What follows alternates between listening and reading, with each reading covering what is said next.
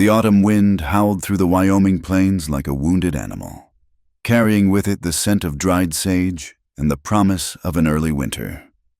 Thomas Everett stood on the porch of his ranch house, watching the sun bleed crimson across the horizon. His weathered hands gripped the rough wooden railing, knuckles white with tension.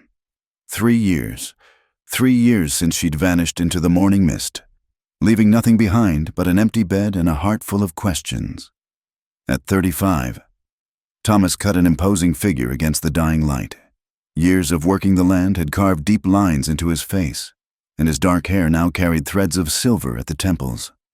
The Diamond E Ranch sprawled before him, 5,000 acres of prime grazing land that his father had claimed with blood and sweat. Now it was his burden to bear, and he bore it alone. The drought had been merciless this year.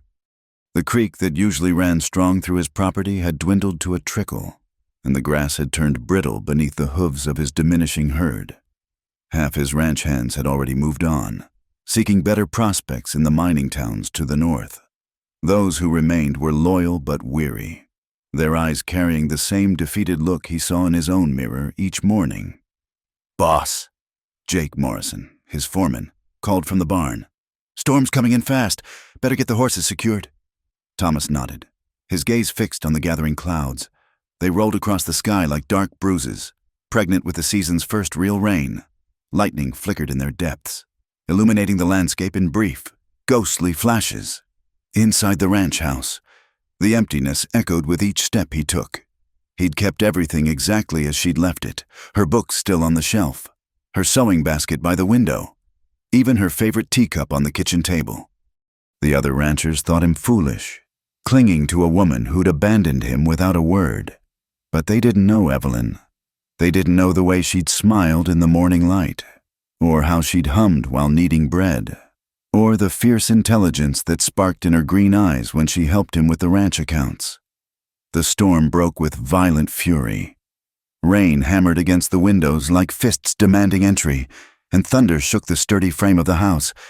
Thomas sat by the fire, a glass of whiskey untouched in his hand, listening to the tempest rage outside. The flames cast dancing shadows on the walls, and in them, he could almost see her face.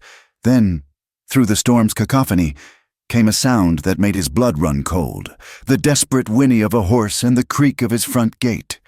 Thomas grabbed his rifle and oil lamp, throwing open the door to peer into the maelstrom.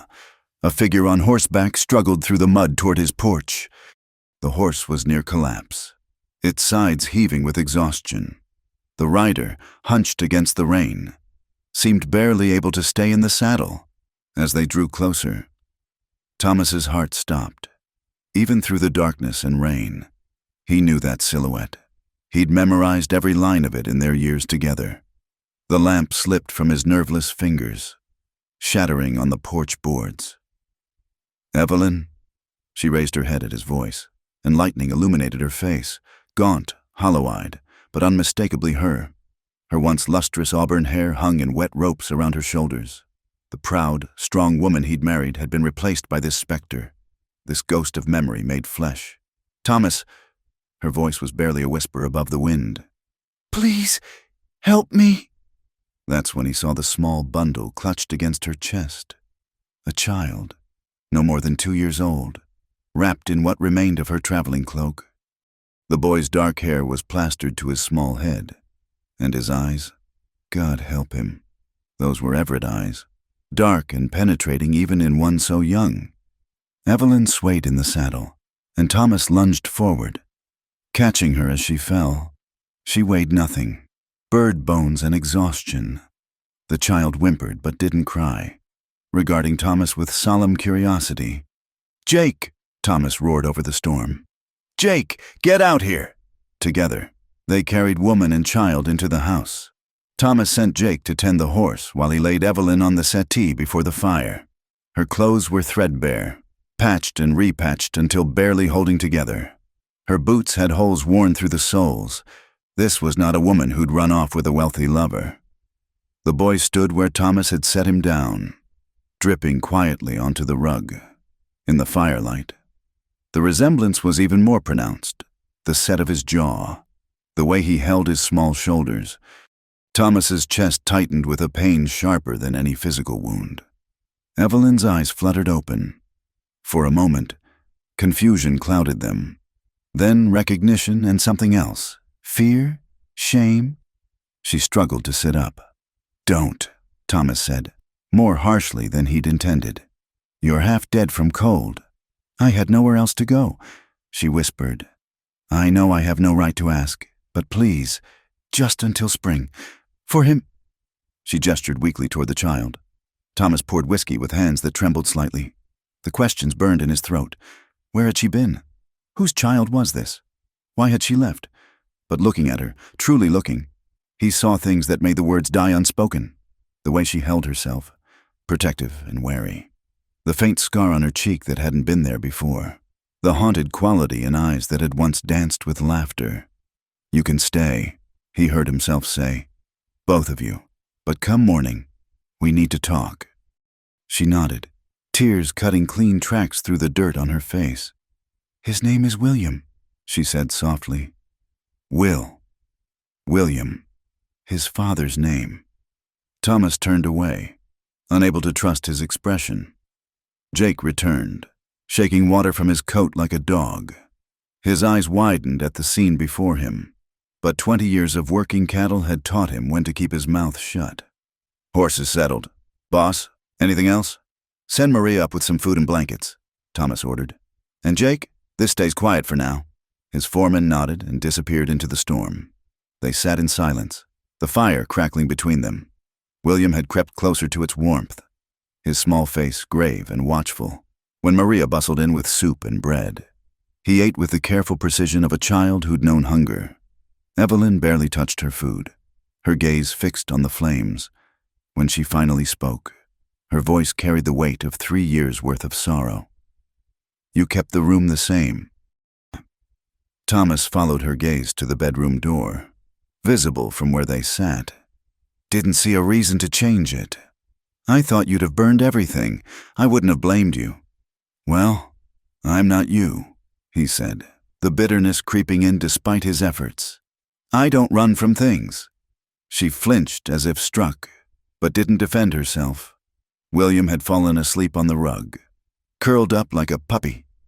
In sleep, his face lost its premature gravity, becoming simply a child's again. "He has your look," Thomas said. The words dragged from him unwillingly.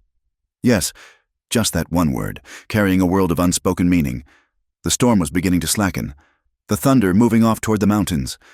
Thomas rose, suddenly unable to bear the weight of the silence, the questions, the presence of this woman who'd carved out his heart and carried it with her into the wilderness. "Maria will show you to the spare room," he said stiffly. "We'll speak more tomorrow." Evelyn gathered William into her arms, rising unsteadily. For a moment, they stood facing each other, 3 years of absence yawning between them like a canyon. Then she turned and followed Maria's lamp up the stairs, her shadow dancing grotesquely on the walls. Thomas remained by the fire long after they'd gone, staring into the dying embers. The storm had passed, leaving only the gentle patter of rain on the roof. In the morning, there would be questions, explanations, decisions to make. The ranch hands would talk, the townspeople would whisper. Everything he'd built in her absence, the walls around his heart, the careful routine of his days, the resignation to loneliness, all of it threatened by her mere presence. But tonight, Evelyn was home, changed, damaged perhaps, but home, and the boy, William, slept under his roof. Thomas poured another whiskey, and this time he drank it, the burn in his throat matching the one in his chest.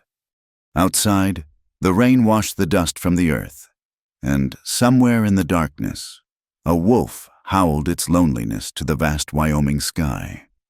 The morning came too soon, bringing with it the harsh light of reality. Thomas woke to find Evelyn already in the kitchen, her sleeves rolled up as she worked dough on the worn wooden table.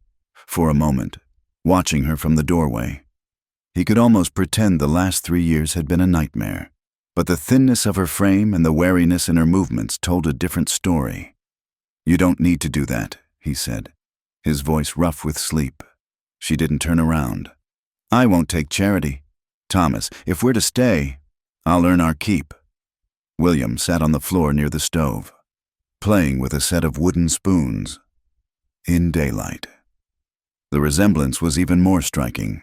The same stubborn set to his jaw that Thomas saw in his own shaving mirror each morning. The boy can help in the stables when he's older, Evelyn continued, her hands never pausing in their work.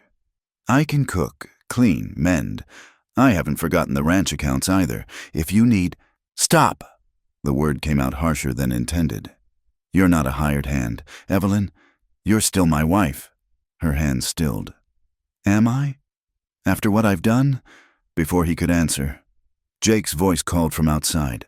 Boss, better come see this. Thomas found his foreman by the corral, his weathered face grim. Thought you should know before heading to town. There's already talk. That was fast. Mrs. Henderson saw a woman and child arrive last night. By now, half the county probably knows. Jake spat tobacco juice into the dust. They're saying plenty. Thomas could imagine. In a frontier town starved for entertainment, gossip spread faster than wildfire. A wife who'd abandoned her husband, returning with a child in tow, the righteous women of Willow Creek would feast on that scandal for months. Let them talk, Thomas said finally. I've got bigger concerns. The Cattlemen's Association meeting is next week, and Harlan's been making noise about water rights again. But even as he tried to focus on ranch business, his mind kept drifting to the woman in his kitchen. Throughout the morning, he watched her work, efficient, quiet, keeping William close but never idle.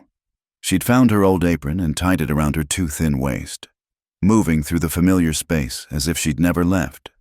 Yet there was something different now, a vigilance in how she positioned herself, always keeping the door in sight. The test came sooner than expected. Just after noon, a buggy rolled up the drive. Mrs. Adelaide Morrison, the bank manager's wife and Willow Creek's self-appointed moral guardian. Thomas groaned inwardly as she descended, her black bombazine dress rustling with indignation. Mr. Everett, she began without preamble. I've come on behalf of the Ladies' Aid Society. We've heard the most disturbing rumors. Good afternoon to you too, Adelaide. Thomas interrupted. What brings you all the way out here? Her thin lips pursed. You know very well what brings me here. That woman, she invested the word with enough venom to fell a bull, has no place in decent society, and to bring her shame back here, flaunting it before respectable people. That woman is my wife, Thomas said quietly, but there was steel in his voice.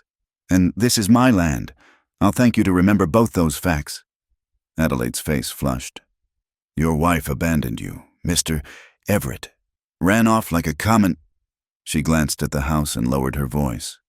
And now she returns with another man's child. Have you no pride? The door opened behind him. Evelyn stepped onto the porch, William on her hip. She'd changed into one of her old dresses, taken in hastily to fit her diminished frame. Her chin lifted as she met Adelaide's poisonous gaze. Mrs. Morrison, she said calmly, would you care for some coffee? Adelaide recoiled as if slapped. I would not set foot in this house while you pollute it with your presence. Then I'll bid you good day. Evelyn replied, her voice steady despite the trembling Thomas could see in her hands. Safe travels back to town, Adelaide sputtered, looking between them. This isn't over. The decent people of this community won't stand for such degeneracy. She flounced back to her buggy, whipping her poor horse into a trot that kicked up dust in their faces. Thomas watched her go, his jaw clenched so tight it ached. It started, Evelyn said softly. I'm sorry. I shouldn't have come back. Don't. He turned to face her. Don't let them chase you off. Not again. Something flickered in her eyes, surprise, perhaps, or hope. William squirmed in her arms, reaching for Thomas with chubby fingers. Without thinking, Thomas extended his hand, letting the boy grasp his thumb. The child's grip was surprisingly strong. Pa? William said, the word uncertain but clear. Evelyn's breath caught. No, sweetheart, this is— "This is Mr. Thomas." But the boy continued to stare at Thomas with those familiar dark eyes, and Thomas felt something crack inside his chest. The afternoon brought more visitors. The pastor's wife came under the pretense of Christian charity, her arms full of cast-off clothing that she made clear was for the unfortunate child. She spent 10 minutes lecturing on the wages of sin while Evelyn stood silent, accepting the bundle with quiet dignity. Then came the ranchers' wives, some genuinely curious, others openly hostile. Mary Patterson actually spat at Evelyn's feet when she went to draw water from the well, hissing Jezebel before her husband dragged her away. Through it all, Evelyn maintained an almost eerie calm. She went about her work, tended to William, prepared meals, but Thomas saw the toll it took.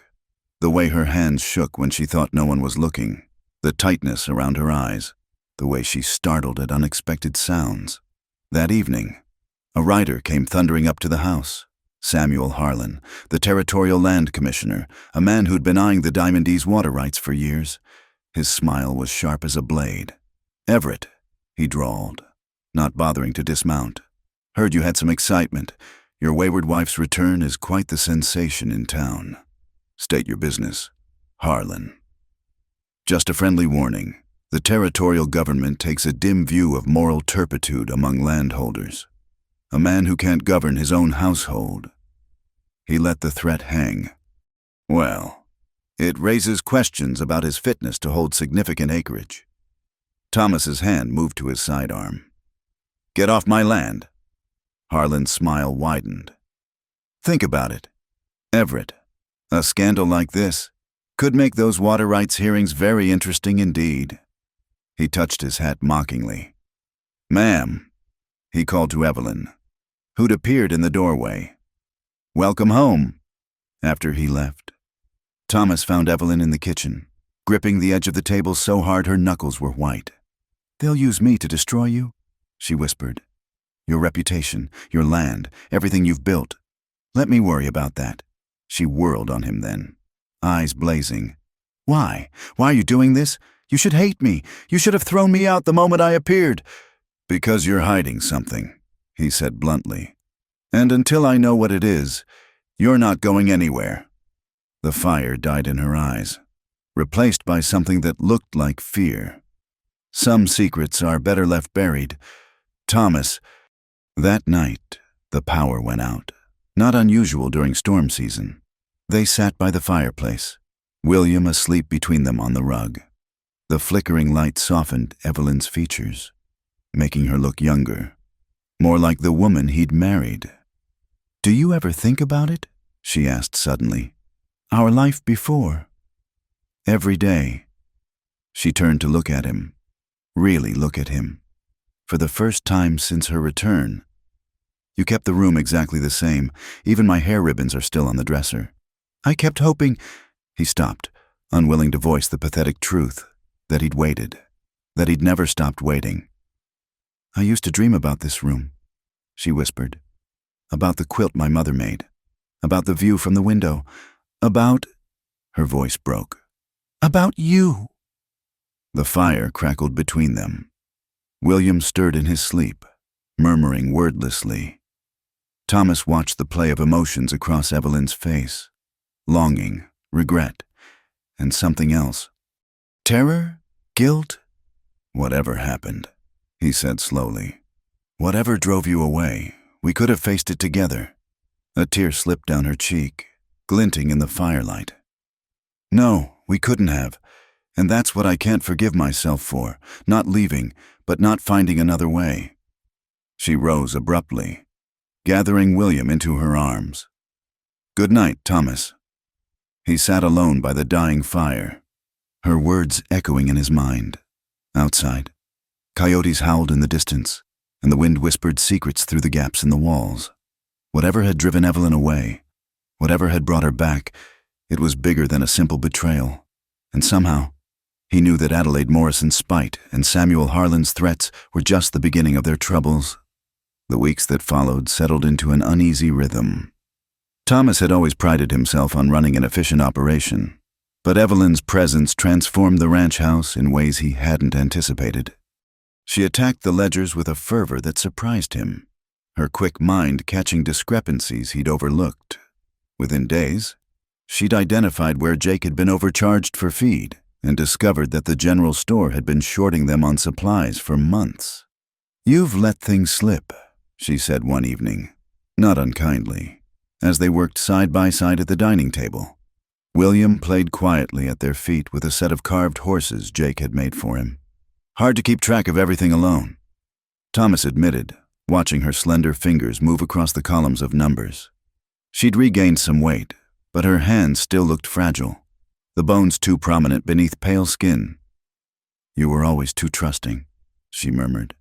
"The Hendersons have been padding their bills by nearly 20%. They worked in companionable silence until William grew fussy. Evelyn rose to prepare his supper, and Thomas found himself watching the domestic scene with a hollow ache in his chest. This was what they should have had. Quiet evenings, shared work, a child underfoot. Instead, they were strangers playing at being family. The next morning brought a crisis. One of the horses, a valuable breeding mare, had gashed her leg on barbed wire. Thomas and Jake struggled to calm the panicked animal while blood poured from the wound. "Hold her head," Thomas ordered. But the mare thrashed wildly, her eyes rolling white with fear. Then Evelyn appeared, moving with quiet authority. She began to hum, a low, wordless melody Thomas remembered from their early days. The mare's ears flicked toward her, and gradually, miraculously, the animal stilled. "There's a good girl," Evelyn crooned, stroking the mare's neck while Thomas cleaned and bandaged the wound. "Just a little hurt, nothing that won't mend." Jake stared at her with something approaching awe. "I'll be damned. Begging your pardon, ma'am. But that's a gift you've got there." Evelyn's smile was sad. "I've had practice with frightened creatures." That afternoon, while William napped, Thomas found her in the barn, checking on the injured mare. She didn't hear him approach, and for a moment he watched her, noting the careful way she moved, always keeping her back to a wall. "You've changed," he said finally. She didn't startle, but her shoulders tensed. 3 years changes a person? It's more than time." He moved closer, saw her unconscious step backward. "You're afraid. I'm cautious." "Of me?" She turned then, meeting his eyes. "Never of you. But Thomas, there are things—" She stopped, shaking her head. "The mare will heal well. The cut wasn't as deep as it looked." He caught her arm as she tried to pass. Not roughly, but she froze as if he'd struck her. "Evelyn, please." The word was barely a whisper. "Please don't." He released her immediately, but not before feeling her trembling. She fled back to the house, leaving him standing in the barn's dusty light, questions burning in his throat. That night, fever took hold of her. Thomas woke to William's frightened crying and found Evelyn delirious, her skin burning hot. She thrashed in the narrow bed, mumbling broken words that made no sense. "No, can't let him. The papers. Thomas doesn't know." He sent Jake riding hard for the doctor, then sat beside her bed with a basin of cool water, bathing her face and arms. In her delirium, she clutched at his hand. "Thomas," she gasped. "Thomas, I'm sorry. Had to protect. Couldn't let him find." "Shh," he soothed, though his mind raced. "You're safe. You're home." "Not safe," she muttered. "Never safe. He'll come. He always comes." When Doc Peterson finally arrived, dawn was breaking. The old physician examined her with gentle efficiency, his face grave. "Exhaustion," he pronounced. "Malnutrition, and—" He lifted her nightgown slightly, revealing the edge of what Thomas had glimpsed before, a long, puckered scar running along her ribs. "This isn't fresh, but it was deep. What happened to her?" "I don't know," Thomas admitted. "She won't say." The doctor's eyes were knowing. "I've seen marks like this before. Usually on women who've been—" He cleared his throat. "Well, keep her quiet. Plenty of fluids. And Everett, Whatever she's running from, it was bad enough to leave scars inside and out. For 3 days, Evelyn hovered between sleep and waking. Thomas tended her himself, spooning broth between her cracked lips, changing cool cloths on her forehead. William, confused and frightened, clung to Thomas's leg whenever he was in the room. "Mama sick?" the boy would ask, and Thomas would lift him up, feeling the small body tremble against his chest. "Mama will be well," he promised, hoping it was true. On the 3rd night, her fever broke. She woke to find Thomas dozing in the chair beside her bed, William curled in his lap. Father and son, though only one of them knew it. The sight brought tears to her eyes. "You stayed," she whispered. Thomas stirred, instantly alert. "Where else would I be?" She studied his face in the lamplight. The new lines, the weariness, the stubborn devotion that had survived her abandonment. "I don't deserve this, don't deserve you." "That's not your decision to make." "Thomas," she struggled to sit up, wincing at the movement. "That night, when I left, I need you to know it wasn't because I didn't love you. It was because I did." He leaned forward. "Then tell me, whatever it is, we'll face it." But she shook her head, fresh tears spilling. "Some battles can't be won by standing your ground. Sometimes running is the only way to survive." "From who, Evelyn? Who are you so afraid of?" She looked at William, sleeping peacefully in Thomas's arms, and her expression hardened with resolve. "Someone who would destroy everything you've built to get what he wants. Someone who sees people as possessions, to be used and discarded." "A name." Thomas pressed. "Give me a name." "I can't, if he knows I'm here." She gripped his hand suddenly, urgently. "Promise me something. If anything happens to me, you'll take care of William. Promise me. Nothing's going to happen." "Promise me?" "I promise," he said, disturbed by her vehemence. "But Evelyn..." She lay back, exhausted by the brief exchange. That's all I needed to hear. As she drifted back to sleep, Thomas studied the scar he could see above her collar, the way she still flinched at sudden movements, the terror that haunted her eyes. Whatever had happened during those 3 years, whoever had hurt her, they'd left marks that went soul deep. He carried William to his own bed, then returned to keep vigil. Outside, storm clouds gathered again, and he thought about the violence men could do when they believed they owned someone. He thought about the mysterious man Evelyn feared, about Harlan's threats, about the vultures circling his ranch. When morning came, Evelyn was sitting up, weak but lucid. She watched him with those green eyes that had once sparkled with life and now held too many shadows. "I'm stronger than I look," she said quietly. "I survived 3 years. I can survive whatever comes next. You don't have to survive alone anymore." She smiled then, a ghost of her old smile. "Oh, Thomas, that's exactly what I'm afraid of." But she let him help her to the kitchen, let him steady her as she walked, and when William ran to her, calling Mama with joy, she caught him close, burying her face in his dark hair that was so like his father's. Thomas watched them, mother and son, and made a silent vow. Whatever shadows pursued Evelyn, whatever secrets she harbored, they would not take her again.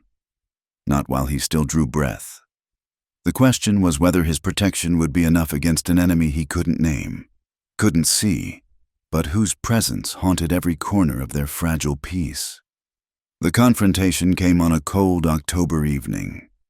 Thomas had spent the day mending fences on the north pasture, his mind wrestling with the books Evelyn had shown him.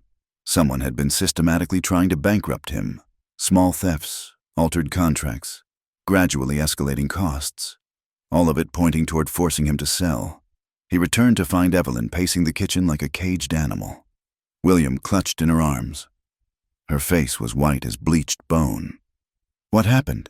She thrust a crumpled paper at him. A telegram, delivered while he was gone.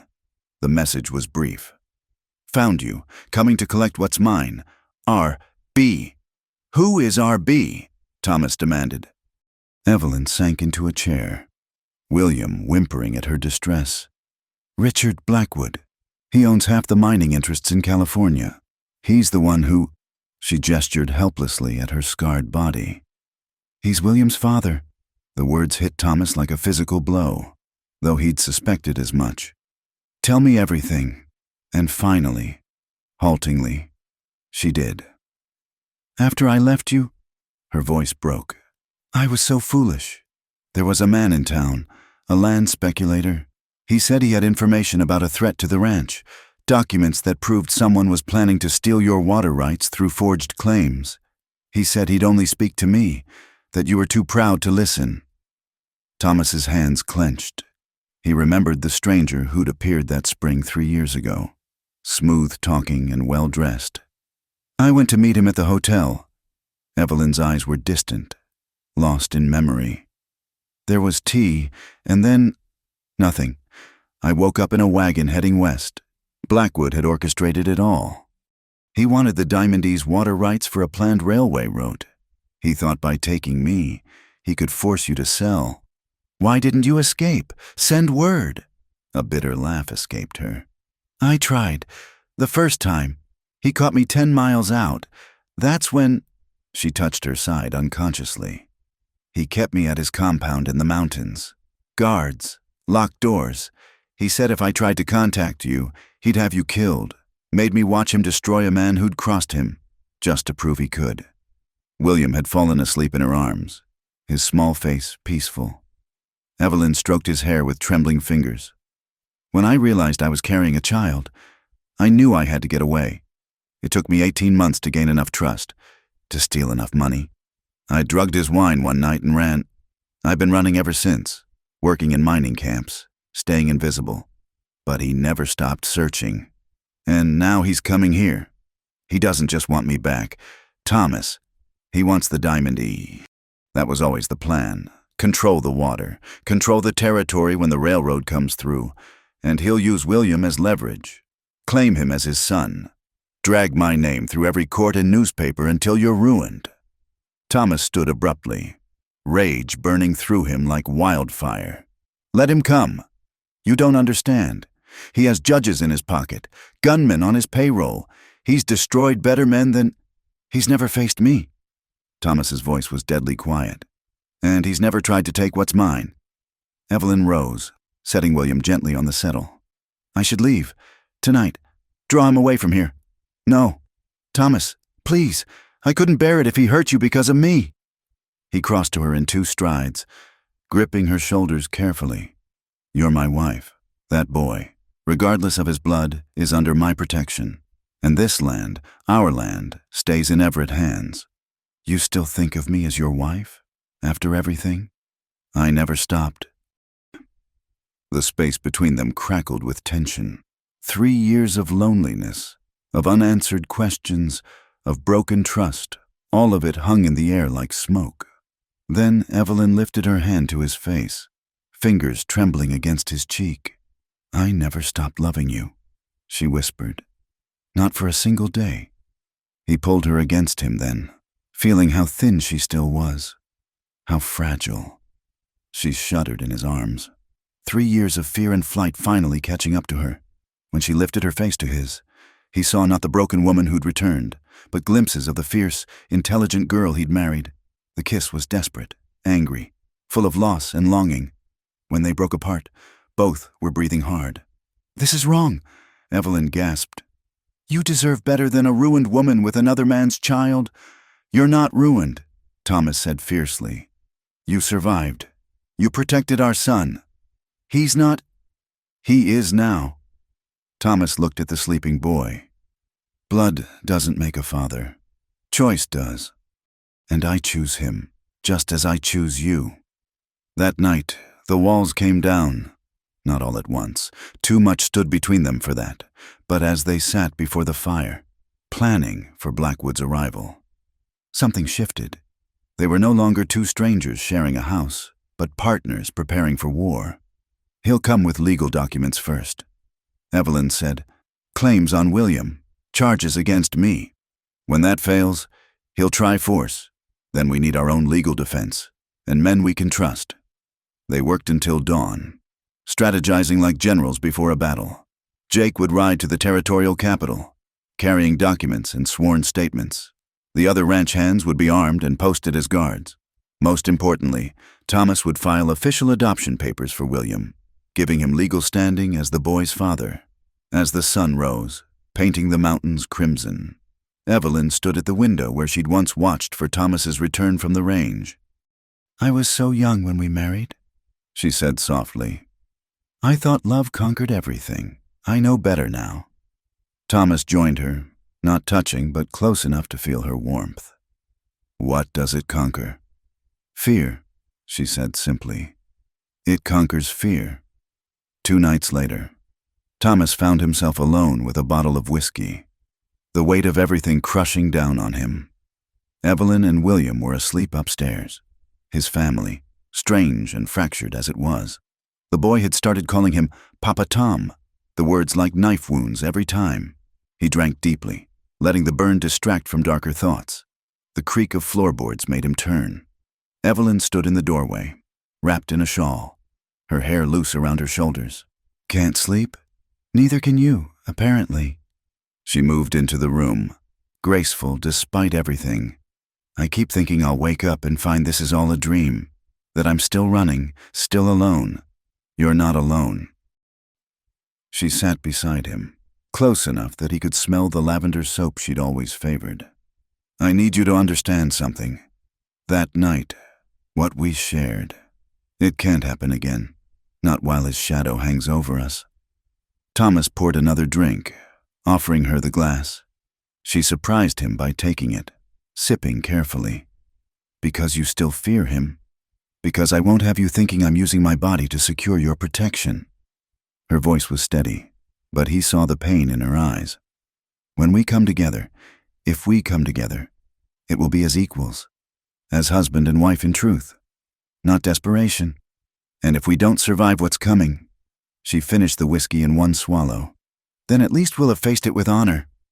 The next morning brought riders on the horizon, not Blackwood, but his advance guard.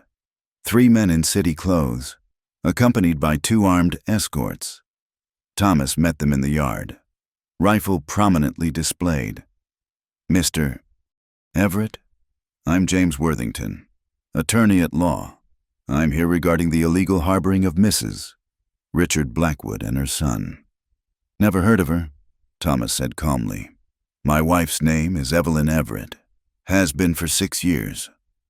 The lawyer smiled thinly. "We have documents that suggest otherwise, and Mr. Blackwood is prepared to be generous. $50,000 for the return of his property and withdrawal of any claims on the child. Get off my land. Consider carefully. Mr. Everett, Mr.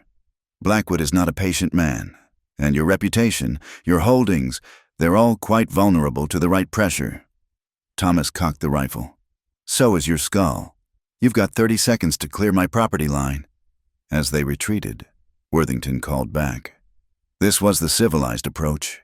"Everett, what comes next won't be—" Thomas watched them go, knowing the real storm was still gathering. Behind him, he heard Evelyn's soft footstep. "It started," she said. "Then we'd best be ready to finish it." She slipped her hand into his, and together they watched the dust of the riders fade into distance. Whatever came next, they would face it together. The rancher and his broken bride, making their stand against the world. The fever struck William like a thunderbolt 2 days after the lawyer's visit. One moment he was playing with his wooden horses. The next he was burning hot and delirious. Evelyn's composure, so carefully maintained, shattered completely. "Not now," she whispered, pressing cool cloths to his forehead. "Please, God, not now." Doc Peterson came quickly, his face grave as he examined the boy. "Scarlet fever," he pronounced. "Been going around the valley. Keep him cool. Plenty of fluids. The next 48 hours will tell." Thomas had never seen Evelyn so undone. She refused to leave William's side, singing the same lullabies over and over until her voice went hoarse. When exhaustion finally claimed her, Thomas took over, holding the small body as it shook with fever dreams.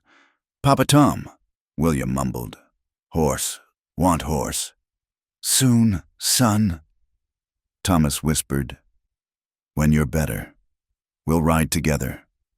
The word son came naturally now, somewhere in those long nights of shared vigil. William had become his in every way that mattered, blood be damned. On the third night, with William's fever finally breaking, Thomas made a decision. He found Jake in the barn, preparing for another run to town. Change of plans, he said. I want you to take a message to Judge Morrison in the county seat. Tell him I need adoption papers drawn up immediately. Jake's weathered face creased with concern. Boss, with everything else happening, because of everything else happening, that boy needs legal protection. If something happens to Evelyn or me, I want it clear as day who his father is. The town's already talking, Jake warned. This'll add fuel to the fire. Let them talk. Meanwhile, I need you to send another telegram to my lawyer in Denver. Thomas spent the next day in his study, drafting documents with methodical precision. The Diamond E Ranch, all 5,000 acres, would be placed in trust for William Everett, his legal son and heir. Let Blackwood try to steal from a child. Evelyn found him there as dusk painted the room golden. William was sleeping peacefully. The worst of the danger passed. What are you doing? He showed her the papers. Protecting what's ours. She read quickly, her face paling. Thomas, no, you can't give away your inheritance. I'm not giving it away. I'm securing it for the next generation. He caught her hand. For our son. He's not... Yes, he is. Thomas's voice brooked no argument. In every way that matters, he's an Everett. This makes it legal. Tears slipped down her cheeks. Why are you doing this? After everything I've put you through. Because that's what love does, he said simply. It protects. It provides. It chooses to stay when leaving would be easier. She kissed him then, salt tears mixing with desperate gratitude. When they broke apart, her green eyes held a fierceness he remembered from their early days. Then I choose to stay too, she said. No more running. Whatever comes, we face it here. That night, they sat with William between them, the boy weak but improving. Evelyn finally told Thomas the rest of her story, the months of captivity, the calculated cruelty. The moment she realized she was pregnant and knew she had to escape. He never saw me as a person, she said quietly. Just a possession, a leverage point to use against you. When I refused to write letters demanding you sell the ranch, she touched her scarred side. He had particular ways of persuading. Thomas's hands clenched into fists. If he comes here, when, Evelyn corrected. When he comes, Richard Blackwood doesn't accept defeat. Then we'll be ready. But readiness, Thomas was learning, was relative. The next morning brought unexpected allies. Mary Patterson, the same woman who'd spat at Evelyn, appeared at their door, shamefaced and carrying a basket of preserves. I owe you an apology, she said stiffly. My husband told me what's really happening, about that California devil trying to steal your land. No woman should face that alone. It was like a dam breaking. Other ranchers' wives followed, bringing food, offering support. Even Adelaide Morrison, though still disapproving, sent word that the Ladies' Aid Society would pray for William's recovery. They're choosing sides, Evelyn observed, watching from the window as another neighbor departed. The West understands survival. Thomas replied, and they know what happens if men like Blackwood get a foothold here. First my water rights, then their land. Then the whole valley becomes another company town. That evening, Jake returned with troubling news. Judge Morrison drew up the papers, but there's a problem. Blackwood's lawyers have filed a counterclaim. They're saying Mrs. Evelyn is mentally unfit, that she kidnapped the boy from his rightful father. On what grounds? Thomas demanded. They've got statements from people in California, guards from the compound, saying she was unstable, violent, all lies, I'm sure, but lies with official seals. Evelyn finished bitterly. Richard's specialty. Thomas paced the room, thinking furiously. We need witnesses of our own, people who knew you before, who can testify to your character. Most of them turned their backs when I returned, Evelyn pointed out. Then we'll remind them who you really are. The next days were a whirlwind of activity. Thomas called in every favor, every debt of honor owed to the Everett name. Slowly, support gathered. The minister who'd married them agreed to testify. Doc Peterson would speak to Evelyn's sound mind. Even some of the ranch hands who'd known her before offered statements, but it was William himself who provided the strongest argument. As he recovered, his attachment to Thomas became even more evident. He followed Papa Tom everywhere, mimicking his walk, trying to lift tools too heavy for his small hands. "He's your shadow," Evelyn said one afternoon, watching them repair a fence together. "He's a good boy, smart, too. He'll make a fine rancher someday, if we can keep him safe that long." Thomas set down his hammer, studying her. "Do you regret coming back? I regret bringing danger to your door, but seeing you with him—" Her voice caught. "You're the father he should have had from the beginning. The father I wanted him to have." That night, unable to sleep, Thomas found himself on the porch, rifle across his knees. The mountains loomed dark against a star-filled sky. Somewhere out there, Blackwood was planning his next move. Evelyn joined him, wrapped in a shawl against the cold. "Can't sleep either. Just thinking. About how I spent 3 years hating you for leaving, building walls, telling myself I was better off alone. Then you rode back into my life, brought danger and chaos and another man's child, and somehow—" He shook his head. "Somehow you made me whole again." She leaned against him, her warmth a comfort in the cold night. "I never meant to love you again. It seemed cruel, after everything, but the heart doesn't ask permission." "No," he agreed. "It doesn't." They sat in comfortable silence, watching the stars wheel overhead. Tomorrow would bring new challenges, new threats. Blackwood wouldn't give up easily. But tonight, they had this, a moment of peace before the storm. "Thomas? That first night, when I showed up in the rain, why didn't you turn me away?" He considered the question, remembering his shock, his anger, his confusion. "Because even after 3 years, even betrayed and bitter, I couldn't imagine a world where you needed help and I didn't give it." She turned to look at him, starlight catching the tears on her cheeks. "I don't deserve you." "Probably not," he agreed with a slight smile. "But you're stuck with me anyway." Inside the house, William coughed in his sleep, and both of them tensed, but it was just a passing sound, not the desperate hack of fever. Their son, for that's what he was now, papers or no papers, was safe, for now. As dawn approached, painting the eastern sky pale pink, Thomas made a silent vow. Whatever legal tricks Blackwood employed, whatever force he brought to bear, it would not be enough. The Diamond E had weathered droughts and blizzards, predators and pestilence. It would weather this too. And when the dust settled, William Everett would inherit not just land and cattle, but a legacy of courage, a story of how his mother found the strength to escape tyranny, and how his father chose love over blood. "We should go in," Evelyn said softly. "William will be waking soon." Thomas stood, offering her his hand. "Then let's go be a family." She took it without hesitation, and together they walked back into the house that had once been empty and was now, despite everything, truly home. The inspector arrived on a Tuesday morning, his black suit and bowler hat marking him as distinctly out of place among the weathered cowboys and dusty streets of Willow Creek. He introduced himself as Cornelius Ashford, special investigator for the Territorial Authority. But Thomas recognized him for what he was. Blackwood's man, through and through. "Mr. Everett," Ashford said, his smile sharp as a blade. "I'm here to conduct an inquiry into allegations of kidnapping and unlawful custody of a minor." "You're here to do Blackwood's dirty work," Thomas replied evenly. "Let's not pretend otherwise." Ashford's smile never wavered. "I assure you, my investigation will be thorough and impartial. I'll need to interview Mrs. Everett and examine the child over my dead body. That can be arranged." The threat was delivered casually, like discussing the weather.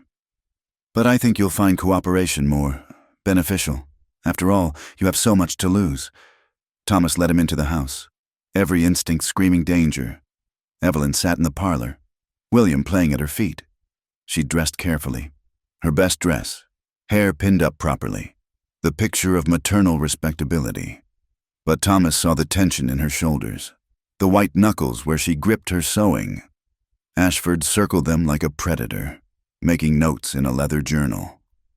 Mrs. Blackwood, Mrs. Everett, Evelyn corrected firmly. Yes, of course. Tell me about your departure from California.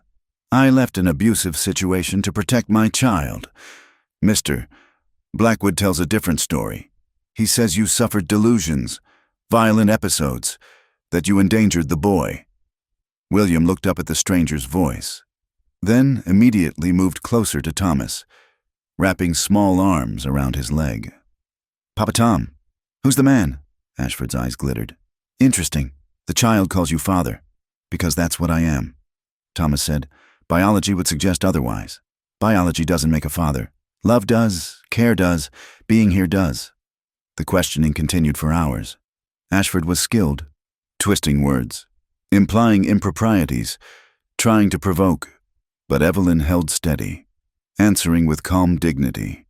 When William grew fussy, she tended him without breaking composure, the very image of maternal devotion. Finally, Ashford closed his journal. I'll need to examine your financial records. Mr. Everett, there are questions about your ability to provide for a family. My ranch is profitable. Is it? I understand there have been difficulties, rising costs, lost contracts. Perhaps Mr. Blackwood's offer would be the wiser choice. $50,000 would solve many problems. Get out, Thomas said quietly. I'll return tomorrow. Do try to have those records ready. After he left, Thomas found his hands shaking with suppressed rage. Evelyn touched his arm gently. He's trying to provoke you. Don't give him the satisfaction. That night, disaster struck. Thomas woke to the acrid smell of smoke and Jake's frantic shouting. The barn was ablaze, flames leaping into the night sky like demons' tongues. They formed a bucket brigade, fighting desperately to save what they could, but half the structure was lost, along with precious winter feed. As dawn broke over the smoldering ruins, Thomas found what he expected, traces of kerosene, the fire clearly set. Ashford appeared as they surveyed the damage, his expression one of false concern. How unfortunate, he said. Such accidents can be devastating to a ranch's finances. Perhaps you should reconsider Mr. Blackwood's generous offer. This wasn't an accident, Evelyn stated flatly. Do you have proof? Without evidence, such accusations could be seen as further signs of instability. Thomas stepped between them. If anything happens to my family, threats, Mr. Everett? How unwise. Ashford made another note. I'm beginning to see why there are concerns about this household's suitability for a child. The next days brought escalating harassment. Fences cut, water barrels contaminated, mysterious riders circling the property at night. The ranch hands were jumpy, and two quit outright, unwilling to risk Blackwood's wrath. But worse was the psychological warfare. Ashford interviewed everyone in town, spreading poison with every question. Did you know Mrs. Everett abandoned her husband? Have you noticed any strange behavior? Do you think she's fit to raise a child? The support they'd gathered began to waver. Even friends grew distant, afraid of being caught in the crossfire. One evening, Evelyn stood at the window, watching storm clouds gather. I should go, she said quietly. Take William and disappear. It's the only way to protect you. Thomas pulled her away from the window. He'd grown wary of her standing in view. Too easy a target. We've discussed this. But look what's happening. Your barn, your business. He's destroying everything. Let him try. Thomas gripped her shoulders gently. Don't you understand? Without you, without William, it's all meaningless anyway. Just land and cattle and empty rooms. She searched his face. You really mean that? I've had 3 years of empty. I won't go back to it. A knock interrupted them. Mary Patterson, looking frightened but determined. "Thomas, Evelyn, you need to know. That inspector's been asking about you in town. Jake, offering money for information about illegal activities on the ranch." Jake spat tobacco juice. "Let him ask. My loyalty ain't for sale. But others might not be so steady," Mary warned. "And there's talk of bringing in outside guns, professional men." After she left, Thomas made a decision. "We're not waiting for him to escalate further. Tomorrow, I'm filing formal charges against Ashford for arson and harassment. He'll deny everything," Evelyn said. "But it'll be on record. And I'm wiring the territorial governor, demanding a real investigation." That night, unable to sleep, Thomas kept watch from the porch. The mountains loomed dark and threatening, holding unknown dangers. Evelyn joined him, as he'd known she would. "Do you ever regret it?" she asked. "The life you could have had? A proper wife, children born in wedlock, peace." "I had peace," he said. "For 3 years, I had perfect peace. It was killing me slowly." She leaned into him, and he wrapped an arm around her shoulders. "When this is over—" "Don't," he interrupted. "Don't make promises about after. Let's just survive first." "Such a romantic," she said with a weak smile. "I'm a rancher. We deal in reality. Then here's reality." She turned to face him fully. "I love you, Thomas Everett. I loved you when I married you. I loved you every day I was gone. And I love you now. Whatever happens, I need you to know that." He kissed her then, pouring 3 years of loneliness and loss into the contact. When they parted, both were breathing hard. "Inside," he said roughly, "before I forget all my noble intentions." But morning brought no time for personal struggles. Ashford arrived with 2 territorial marshals, official papers in hand. "Mr. Thomas Everett, you're under arrest for assault and threatening a federal investigator." "That's a lie," Evelyn cried. "I have witnesses who saw Mr. Everett threaten me. Given his violent nature, I'm also removing the child to protective custody." "Like hell you are." Thomas's hand moved to his gun. "I wouldn't," Ashford warned. The marshals had their weapons drawn. "Resisting arrest, threatening officers, you're just making my case for me." Evelyn stepped forward. "Take me instead. I'll go with you. Answer any questions. Just leave Thomas and William alone." "No!" Thomas and William cried in unison, the boy clinging to his mother's skirts. Ashford smiled triumphantly. "Actually, that's an excellent suggestion, Mrs. Blackwood's voluntary cooperation would be noted favorably." "Evelyn, don't." She touched Thomas's face gently. "Trust me. Take care of our son." Before he could stop her, she walked to Ashford's carriage, back straight and head high. William tried to follow, screaming, "Mama!" But Thomas caught him, holding the struggling boy as his heart shattered. As the carriage rolled away, Evelyn looked back once. Her lips moved, and though he couldn't hear the words, he knew what she said. "I love you." Then she was gone, and Thomas stood in the dusty yard with a crying child and the terrible knowledge that Blackwood had finally found the perfect weapon. Evelyn's own nobility, her willingness to sacrifice herself for those she loved. "Papa Tom," William sobbed. "Want Mama?" "I know, son," Thomas said, his own voice rough. "We'll get her back, I promise." But as he watched the dust settle from the departed carriage, he wondered if that was a promise he could keep. Blackwood had money, influence, and now he had Evelyn. Thomas had a burned barn, a crying child, and a rage that burned hotter than any fire. It would have to be enough. The rain began as Thomas rode out, William safely hidden with the Patterson family despite the boy's tearful protests. The trail led north toward the abandoned Coulter mine, where Jake's sources said Ashford had taken Evelyn. Each hoofbeat matched the pounding of his heart as he pushed his mount harder through the growing storm.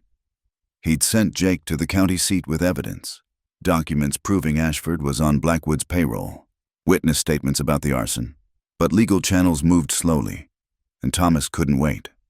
Not when every instinct screamed that Evelyn was in danger. The mine appeared through the driving rain, its entrance a dark maw in the hillside. Fresh wagon tracks led inside. Thomas dismounted, checking his rifle and revolver. 3 horses stood tethered near the entrance. Ashford had help, moving carefully through the shadows. Thomas heard voices echoing from deeper in the tunnel. A lantern's glow flickered on wet stone walls. He crept closer until he could make out words. "Stubborn woman, but everyone breaks eventually." Ashford's cultured voice tinged with frustration. "I've told you the truth." Evelyn's voice, hoarse but unbroken. "I fled an abusive situation. Any court would—" The sound of a slap echoed through the mine. Thomas saw red, his finger moving to the trigger, but he forced himself to wait. He needed to know how many men he faced. "Courts believe evidence," Ashford said coldly. "And Mr. Blackwood has ensured the evidence shows you as unstable, violent, a danger to the child. Sign the confession, renounce any claim to the boy, and this ends peacefully. Never. Then we do this the hard way." Thomas heard movement, a struggle, Evelyn's sharp cry of pain. He'd heard enough. Stepping into the light, rifle raised, he announced his presence with a chambered round. "Let her go." 3 men whirled to face him. Ashford and 2 hired guns, rough men with killer's eyes. Evelyn sat tied to a broken beam, her face bruised, dress torn, but her eyes blazed with fierce joy at seeing him. "Everett." Ashford recovered quickly. "You're making a grave mistake, interfering with a federal investigation. You're no federal agent." Thomas cut him off. "Just a hired snake doing Blackwood's dirty work." One of the gunmen shifted slightly. Thomas swung the rifle toward him. "Don't. I can drop 2 of you before you clear leather. Question is, which 2? You're outnumbered," Ashford pointed out. "I'm motivated." Thomas replied, "That woman is my wife, the mother of my son, and I'm done letting Blackwood's money terrorize my family." "Your son?" Ashford laughed. "The whole territory knows whose bastard that boy really is." Thomas's shot took the lantern, plunging them into darkness. In the confusion, he moved, years of hunting serving him well. A gunman fired blind, the muzzle flash giving away his position. Thomas's return fire was more accurate. The man screamed, falling. Another flash, another shot. Rock chips stung Thomas's face as a bullet struck near his head. He rolled, came up firing. The second gunman grunted, stumbling back. "Enough!" Ashford's voice, high with panic.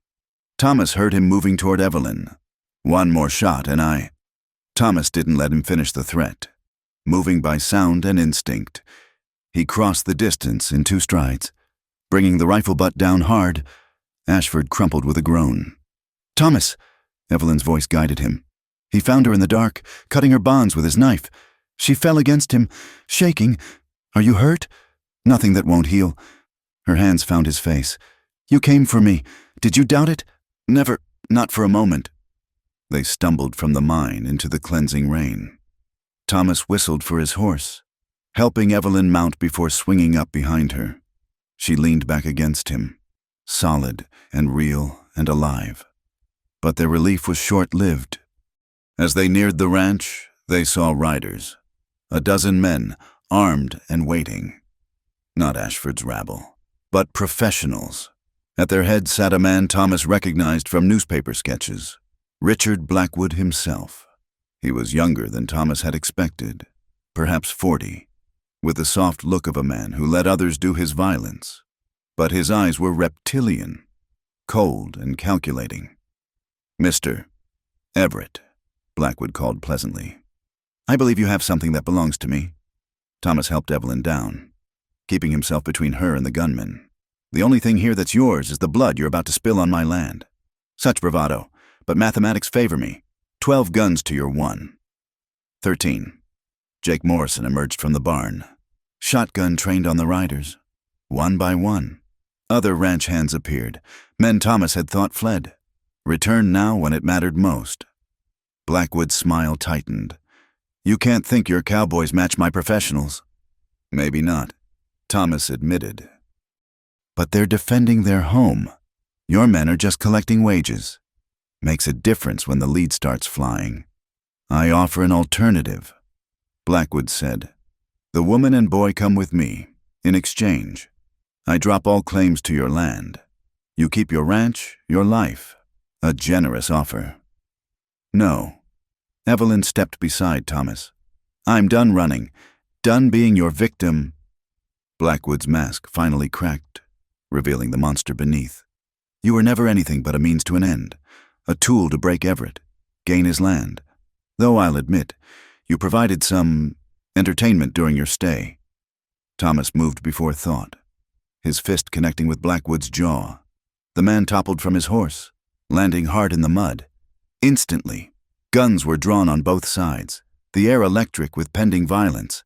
Wait! A new voice rang out. Judge Morrison rode up, accompanied by a federal marshal. A real one this time. Everyone stand down. Judge.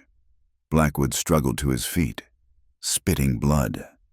This man assaulted me. I demand— You'll demand nothing. The judge cut him off. Marshal Henderson has some interesting reading material. Seems your man Ashford kept detailed records of your schemes. Bribery, arson, conspiracy to defraud. You're under arrest. Blackwood. The gunmen looked uncertain. Without their paymaster, their loyalty evaporated. One by one, they holstered their weapons and rode off, leaving Blackwood alone in the mud. You can't do this, he sputtered. I have influence, connections. Had, Judge Morrison corrected. Your fellow investors don't care for men who bring federal scrutiny to their operations. You're finished. Blackwood. As the marshal led him away in irons, Blackwood turned back, his eyes finding Evelyn. This isn't over. I'll be back. You'll never be safe. Thomas stepped forward, but Evelyn caught his arm. He's nothing now, she said quietly. Just a bitter man heading for prison. Let him go. They watched the riders disappear into the rain. The ranch hands dispersed. Jake clapping Thomas on the shoulder before heading to the bunkhouse. Soon, only Thomas and Evelyn remained, standing in their muddy yard as the storm began to clear. It's over, Thomas said, hardly believing it. Is it? Evelyn searched his face. Can we really just start again? We can try. She smiled then, the first real smile he'd seen since her return. I need to see William. He must be so frightened. He's safe with the Pattersons. We'll fetch him home come morning. Home, she repeated softly. I'd forgotten what that word meant. They walked to the house together, exhausted but alive. At the door, Evelyn paused. Thomas, what Blackwood said about my time there doesn't matter, he interrupted firmly. Whatever happened, whatever he did, it doesn't change who you are to me. My wife, William's mother, the strongest woman I know. Tears streamed down her face as she went into his arms. They stood there in the doorway, holding each other as the last of the storm passed over. Inside, the house waited, no longer empty, no longer haunted by absence. I love you, Evelyn whispered against his chest. I never stopped, not for a moment. I know, he replied. I think I've always known. As the sun broke through the clouds, painting the ranch in golden light, Thomas allowed himself to believe in tomorrow again. They had survived Blackwood, survived the scandal, survived 3 years of separation. Now came the harder task, learning to live together again, to build the family they should have had from the start, but with Evelyn in his arms and William safe. Thomas knew they'd manage. The Everett Ranch had weathered its worst storm. It was time to plant new seeds.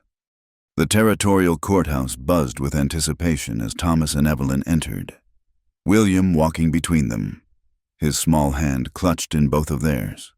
The hearing that would determine their future had drawn half the county.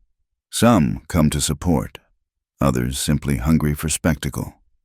Judge Morrison presided, his weathered face grave but kind. This hearing will establish the legal custody of the minor child, William, and address the claims made against Mrs. Evelyn Everett. The prosecutor, brought in from Denver at great expense, rose first. Your Honor, we intend to show that Mrs.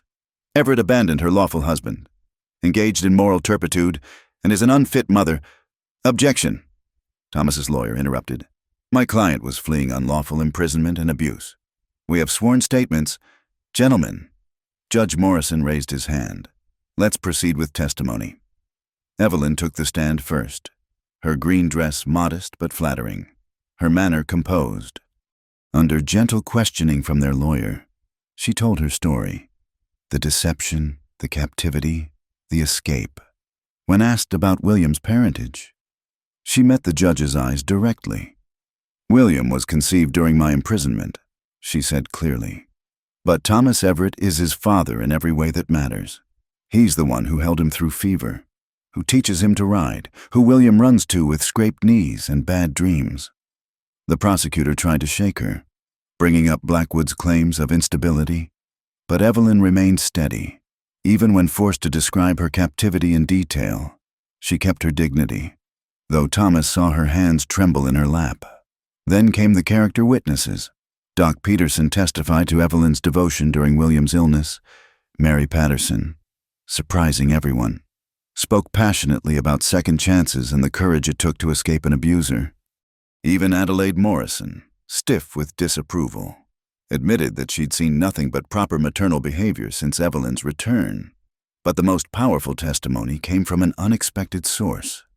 Jake Morrison took the stand, hat in hand, and in his simple way, destroyed the prosecution's case. I've worked the Diamond E for 20 years, he said. Seen Thomas Everett near destroyed when his wife vanished. Seen him keep her memory alive like tending a grave. Then she comes back, thin as a rail, scared of shadows, but still trying to protect him from that California devil. You want to know about character? She could have stayed hidden, stayed safe. Instead, she risked everything to warn Thomas about Blackwood's schemes. That's not a woman running from responsibility. That's a woman running toward it. When Thomas took the stand, the prosecutor pressed hard. You're asking this court to grant you custody of another man's biological child. Why should we believe this isn't just misguided sentiment? Thomas looked at William, sitting between Jake and Mary Patterson, the boy's dark eyes solemn and trusting. Because from the moment he called me Papa Tom, he became mine. Because I've already filed papers placing the Diamond E in trust for him. Because blood doesn't make a father. Choice does. And I choose him. Just as I choose his mother. Every day. Even knowing the scandal? The talk? Let them talk, Thomas said firmly. They didn't see Evelyn risk her life to save our horses from fire. They didn't see her work 18-hour days to keep the ranch books while nursing a sick child. They don't know the woman I married. Brilliant, brave, and unbreakable. I do. And I'll stand by her against any man who says different. The judge called a recess. In the hallway, townspeople pressed close, some offering support, others just staring. William broke free from Mary and ran to his parents. Papa Tom, Mama, are we going home soon? Evelyn knelt, smoothing his unruly hair. Soon, my love. The judge just needs to decide some things. Decide what? Thomas lifted the boy, feeling the familiar weight. Decide that we're a family. But we already are, William said, puzzled. Why does he need to decide? From the mouths of babes, Thomas thought, meeting Evelyn's tear-bright eyes over their son's head. When court reconvened, Judge Morrison's decision was swift. The court finds no evidence of unfitness in Mrs. Evelyn Everett. Furthermore, given Mr. Thomas Everett's clear commitment to the child's welfare and the child's obvious bond with both parties, this court grants full custody to Thomas and Evelyn Everett, with official adoption papers to be filed immediately. The courtroom erupted. Some cheered, others muttered disapproval, but Thomas heard none of it. He was too busy catching Evelyn as she sagged with relief, holding her and William as their small family embraced in the middle of chaos. Outside, in the crisp autumn air, they stood on the courthouse steps. The whole town seemed to be watching, some with warmth, others with lingering judgment. Evelyn straightened her shoulders. They'll never fully accept me, she said quietly. There'll always be whispers. Then we'll give them something better to talk about. Thomas replied, Our success, our happiness, our son growing strong and smart. Our son. she repeated wonderingly. It's official now? It was official the moment you came home, Thomas corrected. This was just paperwork. That evening, they held a small celebration at the ranch. Those who'd stood by them gathered, Jake and the loyal hands, the Pattersons, Doc Peterson, even Judge Morrison stopped by for a drink. As the sun set, painting the mountains crimson and gold, Thomas found himself on the porch with Evelyn, watching William play with the other children. I have something for you, Evelyn said, producing a folded paper from her pocket. Thomas read it, his breath catching. The deed to the California property? Blackwood signed it over as part of his plea agreement, 500 acres with good water. I thought, maybe we could sell it, use the money to rebuild what he destroyed. Or, Thomas said slowly, we could keep it, start a second operation. Jake's been talking about his nephew needing work. Could be an opportunity. Evelyn smiled. Ever the businessman? But yes, I like that. Something good coming from something terrible. They sat in comfortable silence, the party continuing inside. Finally, Evelyn spoke again. That night I left, 3 years ago, I wrote you a letter, tried to explain, but Blackwood found it, burned it. I always wondered if it would have made a difference. What did it say? That I loved you. That leaving was the only way to protect you. That I'd find a way back. She looked at him. Would it have changed anything? Thomas considered. I'd have come after you, probably gotten myself killed. That's what I thought.